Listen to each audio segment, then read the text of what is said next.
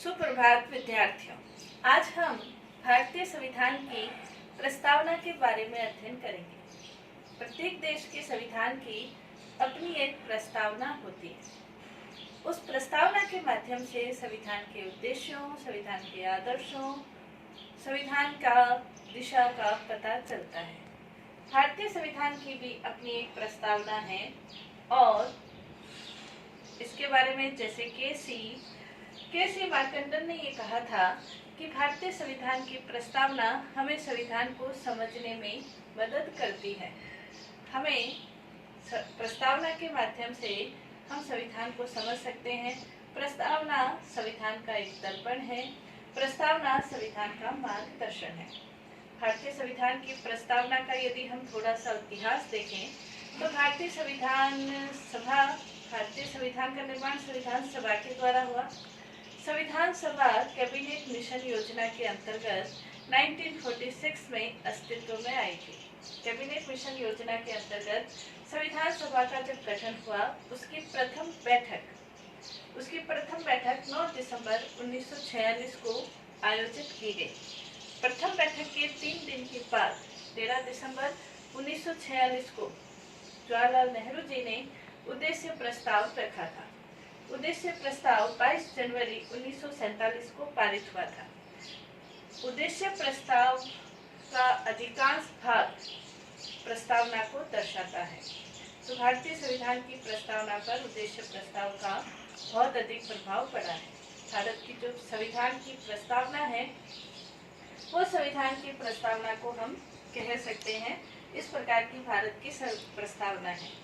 भारत के संविधान की प्रस्तावना की शुरुआत जो होती है वो होती है हम भारत के लोग, यानी कि भारत के संविधान को बनाने वाले कौन है?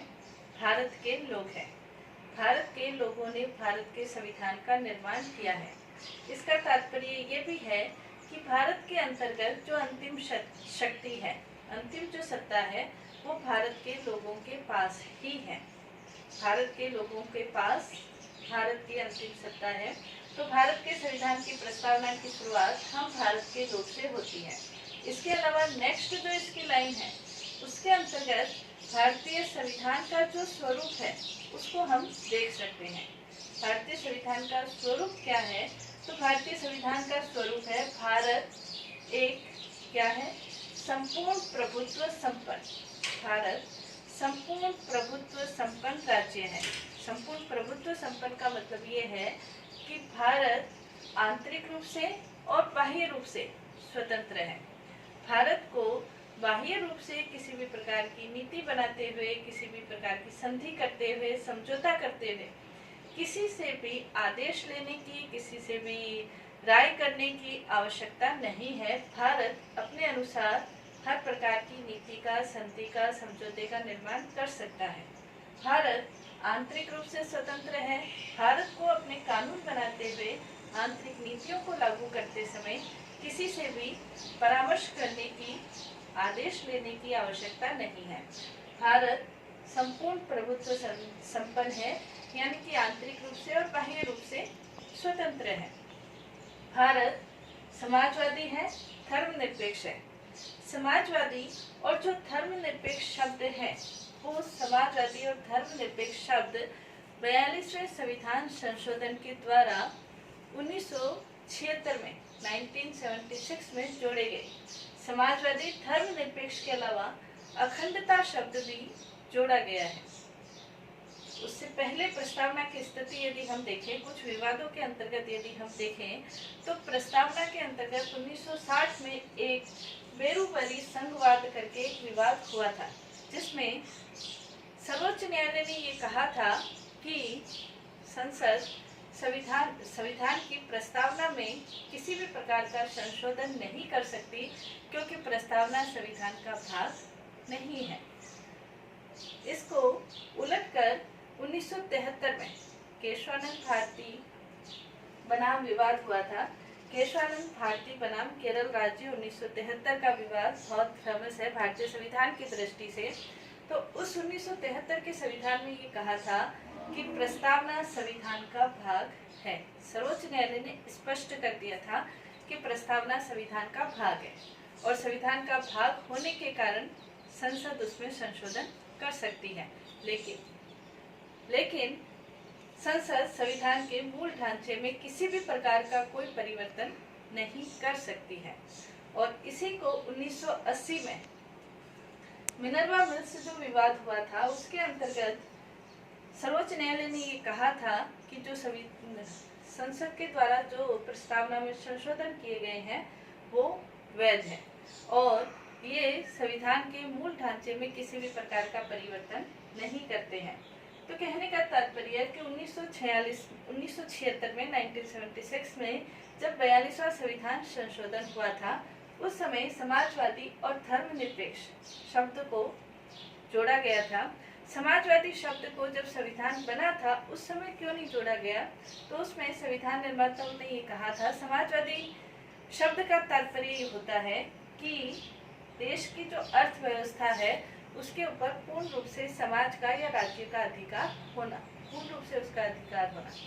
लेकिन संविधान निर्माता ये चाहते थे कि हम अपने अर्थव्यवस्था को किसी एक निश्चित दिशा की ओर निर्धारित नहीं कर सकते।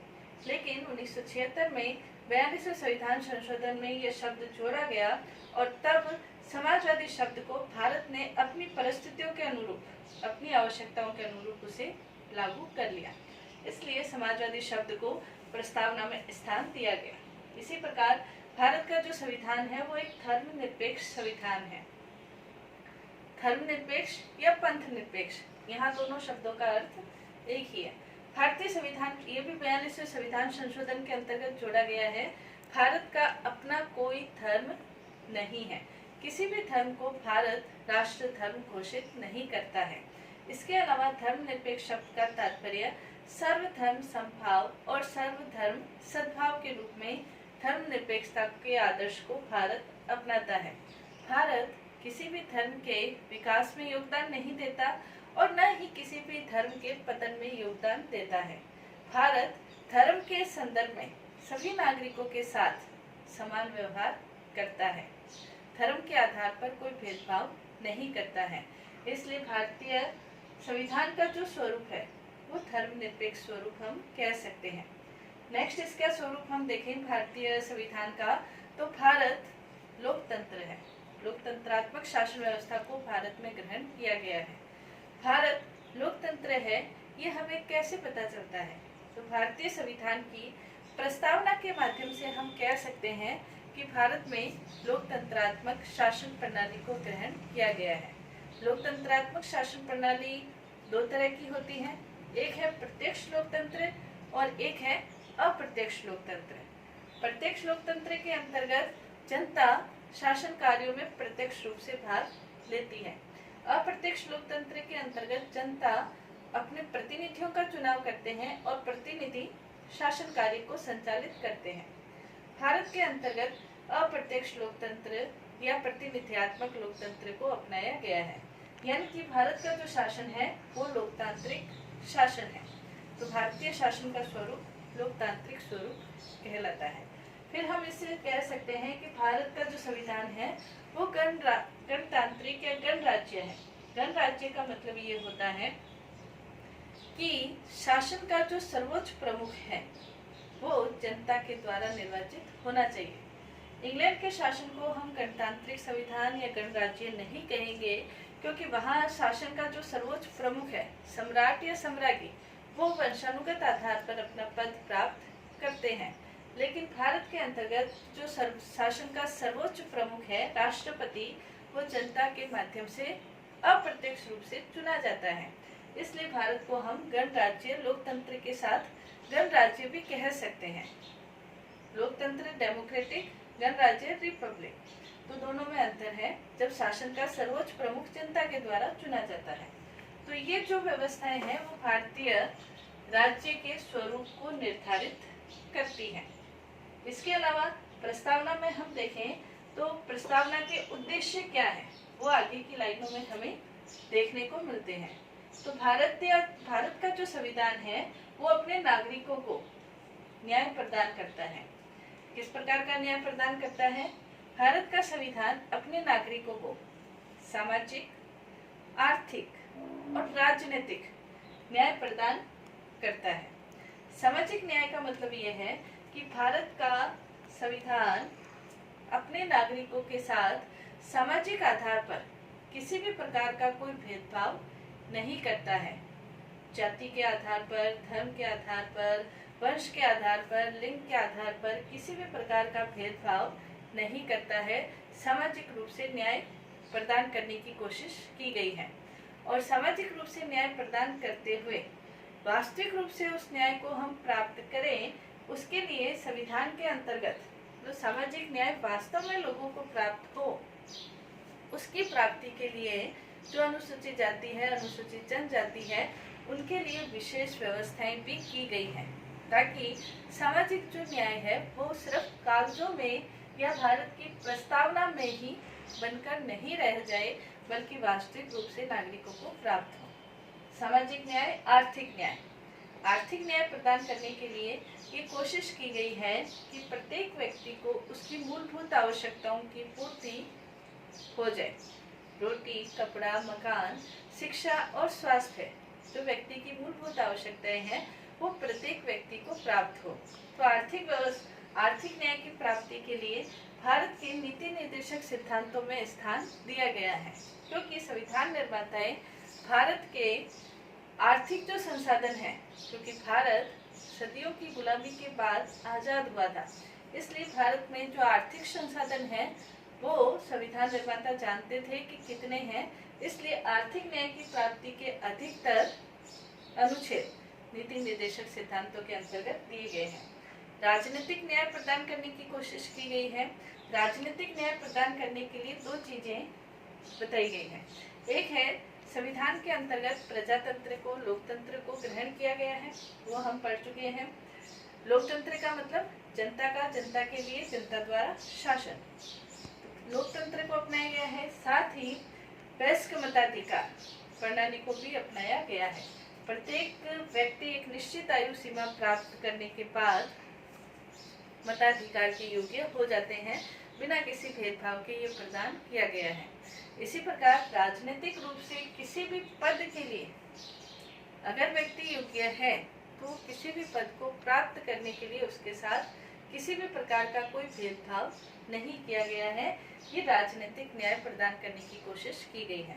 तो संविधान के अंतर्गत प्रस्तावना में हम देखते हैं नागरिकों को सामाजिक, आर्थिक, राजनीतिक न्याय प्रदान करने का उद्देश्य रखा गया है। और क्या उद्देश्य है? भारतीय नागरिकों को स्वतंत्रता प्रदान करने का भी उद्देश्य है।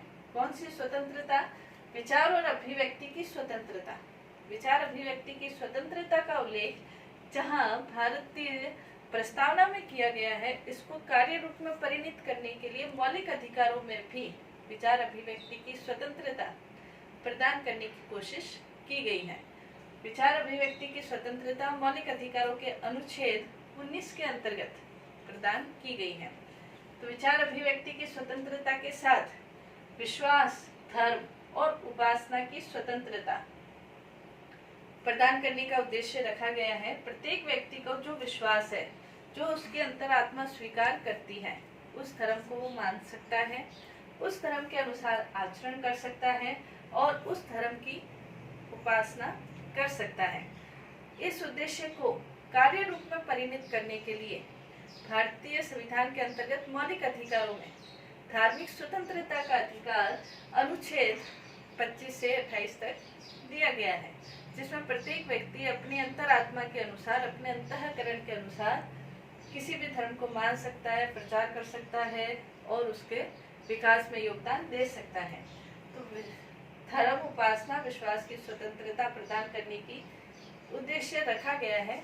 भारत के अंतर्गत जो स्वतंत्रता प्रदान करने की कोशिश की गई है वो नकारात्मक स्वतंत्रता के बजाय सकारात्मक स्वतंत्रता की दिशा में कदम उठाए गए हैं। सकारात्मक स्वतंत्रता का मतलब ये होता है कि भारत अपने नागरिकों में व्यक्तित्व विकास की ज्यादा प्रयास करता है बजाय व्यक्ति को स्वच्छंद करने के। इसलिए ये स्वतंत्रता विचार अभिव्यक्ति की, विश्वास की, धर्म की, उपासना की, ताकि व्यक्ति के व्यक्तित्व का विकास बिना किसी बाधा के हो सके, इसलिए स्वतंत्रता प्रदान की गई है। साथ ही साथ न्याय के साथ, स्वतंत्रता के साथ समानता की प्राप्ति का प्रयास या वो उद्देश्य भी प्रस्तावना के माध्यम से रखा गया है। प्रतिष्ठा और अवसर की समानता, अवसर की समानता को कार्य रूप में परिणत करने के लिए मौलिक अधिकारों में अनुच्छेद 16 के तहत प्रत्येक व्यक्ति को, प्रत्येक नागरिक को अवसर की समानता दी गई है। यानी कि यदि व्यक्ति योग्य है तो राजकीय सेवाओं में किसी भी प्रकार का भेदभाव नहीं किया जाएगा। सभी व्यक्ति राजकीय सेवाओं को प्राप्त करने के लिए हकदार है यदि वो योग्य है। अवसर की समानता का मूर्त रूप प्रतिष्ठा की समानता के अंतर्गत भी हम देख सकते हैं। प्रत्येक व्यक्ति की प्रतिष्ठा को सुरक्षित रखना, उसके सम्मान को सुरक्षित रखना संविधान निर्माताओं का उद्देश्य था, जो प्रस्तावना में रखा गया है। तो प्रत्येक व्यक्ति की प्रतिष्ठा सुरक्षित रहे, कोई भी व्यक्ति दूसरे व्यक्ति की प्रतिष्ठा का हनन नहीं कर सकता है, उसके सम्मान को ठेस नहीं पहुंचा सकता है। और इसीलिए भारतीय संविधान के अंतर्गत अनुच्छेद 23 और 24 शोषण के विरुद्ध अधिकार घोषित किए गए हैं, जिसके अंतर्गत बेगार प्रथा को निषिद्ध किया गया है, मानव श्रम को निषिद्ध किया गया है, व्यक्ति के शोषण को निषिद्ध किया गया है अनुच्छेद 23 और 24 के अंतर्गत। इसके साथ ही आगे हम प्रस्तावना का देखें तो प्रस्तावना के अंतर्गत व्यक्ति की गरिमा को सुरक्षित रखा गया है। लेकिन व्यक्ति की गरिमा को सुरक्षित रखने के साथ ही साथ राष्ट्र की एकता और अखंडता को भी सुनिश्चित करने की कोशिश की गई है। राष्ट्र की एकता और अखंडता को सुनिश्चित करने की कोशिश की गई है। यानी कि हम सभी जानते हैं कि जो भारत है, राष्ट्र की एकता और अखंडता को सुनिश्चित करने के लिए भी कोशिश की गई है। हम सभी जानते हैं कि भारत एक विभिन्नता भरा देश है। विभिन्नता भरा देश होने के कारण भारत में धर्म के क्षेत्र में विभिन्नता है, क्षेत्र के क्षेत्र में विभिन्नता है, रहन सहन की दृष्टि से, भाषा की दृष्टि से, वेशभूषा की दृष्टि से, खान पान की दृष्टि से भारत में विभिन्न प्रकार की विभिन्नताएं देखने को मिलती है। लेकिन इन विभिन्नताओं के होते हुए भी राष्ट्र की एकता को किसी भी प्रकार की आंच नहीं आनी चाहिए। इसलिए भारत में इकहरी नागरिकता को अपनाया गया है कि प्रत्येक भारतीय विभिन्नताओं के होते हुए भी अपने आप को एक भारत का नागरिक माने और एकता में विभिन्नताओं के होते हुए भी एक भारत का नागरिक माने और एकता का भाव संचालित करते हुए रहे। तो भारत में एकता और अखंडता भारत के संविधान के अनुच्छेद 1 में स्पष्ट रूप से कहा गया है कि भारत अर्थात इंडिया राज्यों का संघ होगा। यानी कि राज्यों का संघ है, किसी भी राज्य क्षेत्र को, किसी भी प्रदेश को भारत से अलग होने की स्वतंत्रता नहीं है। और इसीलिए अखंडता शब्द 1976 में 42वें संविधान संशोधन के द्वारा जोड़ा गया है कि भारत से कोई भी राज्य अलग नहीं हो सकता है। और जब जब भी किसी क्षेत्र ने, किसी राज्य ने भारत से अलग होने की कोशिश की है, भारत ने उसे मना किया है और उस क्षेत्र को अपने क्षेत्र में ही रखा है। तो अखंडता को सुनिश्चित करने की उद्देश्य है। इसके साथ प्रस्तावना में बंधुता शब्द को भी रखा गया है। बंधुता का मतलब ये है कि प्रत्येक भारतीय भारत में रहते हुए आपस में भ्रातृत्व, बंधुत्व के भाव के साथ रहता है। और इसीलिए हम नारा देते हैं, हिंदू, मुस्लिम, सिख, ईसाई आपस में है भाई भाई। तो भारत के अंतर्गत प्रत्येक भारतीय आपस में भाईचारे की भावना के साथ, यानी कि प्रत्येक व्यक्ति दूसरे व्यक्ति को अपने भाई के समान, अपने बंधु के समान मानकर भाव करता है। हम ये मानते हैं, संविधान निर्माता ये मानते थे कि प्रत्येक व्यक्ति विवेकशील प्राणी है और विवेकशील प्राणी होने के कारण वो दूसरे व्यक्ति के साथ इस प्रकार का कोई व्यवहार नहीं करना चाहता जो उसे स्वयं के लिए पसंद नहीं है। इसलिए एक व्यक्ति दूसरे व्यक्ति के साथ इस प्रकार का व्यवहार करे जैसे वो अपने भाई के साथ करता है। समानता, स्वतंत्रता और बंधुत्व शब्द ये फ्रांस के क्रांति से, फ्रांस के संविधान से हम कह सकते हैं लिए गए हैं। भारतीय संविधान की जो प्रस्तावना है वो हम देख सकते हैं। इस प्रस्तावना की जो भाषा है वो भाषा, भारतीय संविधान की जो प्रस्तावना की भाषा है वो ऑस्ट्रेलिया के संविधान से ली गई है और संविधान की जो प्रस्तावना है वो अमेरिका के संविधान से लिए गए हैं। और ये जो शब्द है समानता, स्वतंत्रता और बंधुत्व, ये शब्द फ्रांस के संविधान से लिए गए हैं। तो ये भारत के संविधान की प्रस्तावना को स्वीकार किसने किया है? भारत के लोगों ने। कब स्वीकार किया था? 26 नवंबर 1949 को। और भारत का जो ये संविधान है ये लागू हुआ था 26 जनवरी 1950 को। भारत के लोगों ने इस संविधान को 26 नवंबर 1949 को 3 शब्द प्रस्तावना में रखे गए हैं। अंगीकृत करते हैं यानी कि इस प्रस्तावना को समस्त भारत के लोगों ने अंगीकार किया है, समस्त भारत के लोगों ने स्वीकार किया है। अधिनियमित करते हैं यानी कि लागू करते हैं। आत्मा अर्पित करते हैं, भारत के संविधान के लोगों ने ही संविधान बनाया है और संविधान के लोगों ने ही संविधान बनाया है, भारत के लोगों ने ही संविधान बनाया है, तो भारत के लोगों ने ही इसे स्वयं को समर्पित भी किया है, बनाया भी है, समर्पित भी किया है और स्वीकार भी किया है। इसलिए इन 3 शब्दों का प्रयोग किया गया है। अंगीकृत करते हैं, अधिनियमित करते हैं और आत्मा अर्पित करते हैं।